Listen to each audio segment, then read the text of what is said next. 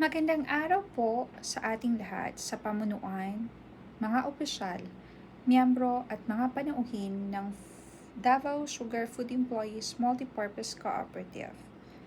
Isang karangalan po ang makasama ninyo sa pagdiriwang ng ika-30th Annual General Membership Assembly ng katatagan, paglilingkod at sama-samang pag-unlad.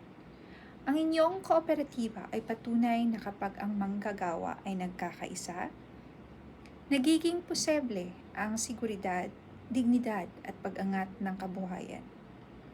Ang tema natin ngayon, Cooperatives United in Purpose and Action, Sharing Prosperity to Build a Better Future or a Better World, ay hindi lamang pananawagan kundi isang malinaw na direksyon sa panahon ng hamon sa ekonomiya, presyo ng petrolyo, pagkain, at pagbabago sa merkado. Ang kooperatiba ay nananatiling matibay na sandigan ng bayanihan, malasakit at kolektibong pagkilos. Bilang isang kooperatiba ng mga kawani ng National Food Authority, mahalaga ang inyong papel hindi lamang sa kapakanan ng inyong mga miyembro, kundi pati na sa seguridad sa pagkain at katatagan ng supply sa ating rehiyon.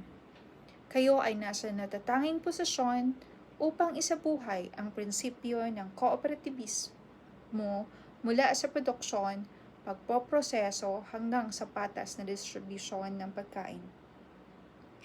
Kaugnay nito, nais kong bigyang diin ang ugnayan ng inyong adhikain sa Philippine Cooperative Development Plan 2025-2028 na nakatuon sa pagpapalakas ng mga kooperatiba bilang pangunahing katuwang sa pambansang kaunlaran. Ang ating kolektibong mithiin ay nakaangkla sa pagmatagalang serbisyo ng bansa, matatag, maginhawa at masaganang pamilyang Pilipino pagsapit ng 2040. Sa inyong ika-30 anibersaryo, naway magsilbi itong sandalan ng pasasalamat at panibagong pangako na ang nakatuon hindi lamang sa kita kundi sa kapakanan ng taong komunidad at kinabukasan ng susunod na henerasyon. Mga kasama, ang tunay na sukatan ng tagumpay ng kooperatiba ay hindi lamang nasa laki ng pundo, kundi sa dami ng pamilyang natulungan, buhay na nabago at komunidad na napalakas. Sa pagtatapos, hinikayat ko kayong patuloy na isabuhay ang diwa ng kooperativismo, magkaisa sa layunin, kumilos ng sama-sama, at magbahagi ng kaunlaran para sa lahat.